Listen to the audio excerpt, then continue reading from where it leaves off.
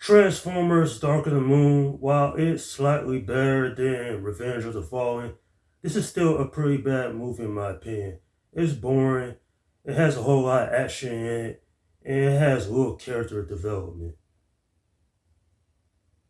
Taking place 4 years after the events of Revenge of the Fallen, this film now finds Sam Witwicky looking for a job after he graduates college. And of course, he has a new girlfriend, Carly Spencer, played by Rosie Huntington Whiteley. And not just that though, but back in the 1960s, an alien spacecraft had landed on the moon.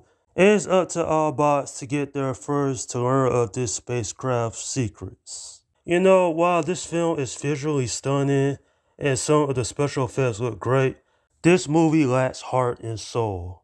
And what I mean by that, the characters in this movie, the human characters I might add, they're not as interesting, they never were.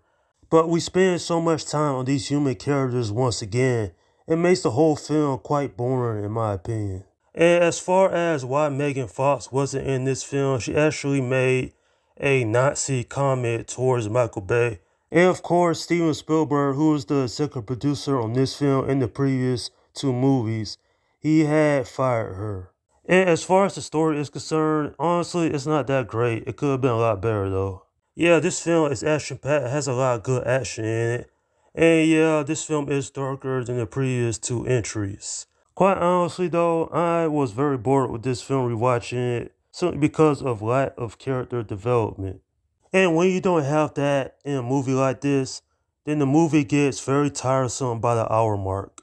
But nonetheless, this is a film that I really just didn't care all that much about. Rosie Huntington Whiteley, she's not a great actress because this was the very first film she ever been in.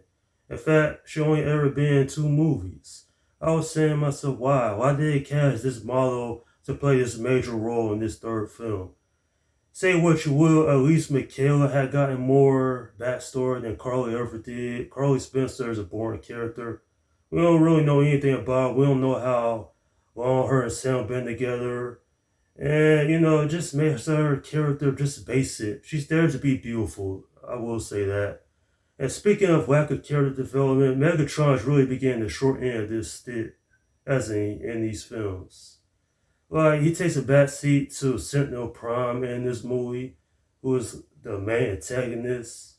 And I must say that while Hugo Weaving did another great job voicing the character, I have to say I wish they gave Megatron more time to shine in these three movies. Uh, I will say that Shia LaBeouf turns in another decent job playing Sam Witwicky once again his third or final time. Before there was new human characters and Age of Extinction. But it's like Michael Bay, he took the reception from the second movie. He was like, all right, I'm going to take out the crude humor, but I'm going to replace it with lots and lots of actions, explosions, gunfire, Transformers fighting. Though, at the end of the day, this movie, while it's better than Revenge of the Fallen, it just doesn't do a whole lot for me. Yeah, it's entertaining action parts, but in terms of the story, it is very boring, to say the least. I'm giving this film a 6 out of 10. This movie is so boring that I kind of was wondering when it was going to be over. Why this film had to be over 2.5 hours? Why are we focusing once again on these boring characters? And why can't we not focus on more Autobots and Decepticons? Because these films were directed by Michael Bay, that's why. Like I said before, while the action scenes and the music and the visual effects look great, everything else just falls flat. Still though, this is a step up from Revenge of the Fallen, but that's not saying a whole lot. And that's my review of Transformers Dark of the Moon. Alright, leave your comments down below in the section and let me know what you think about this film. Now, my review of Transformers Age of Extinction will be coming up real soon in the near future, so be on the lookout for that. Okay, this is Slum Guy 172 saying, peace out.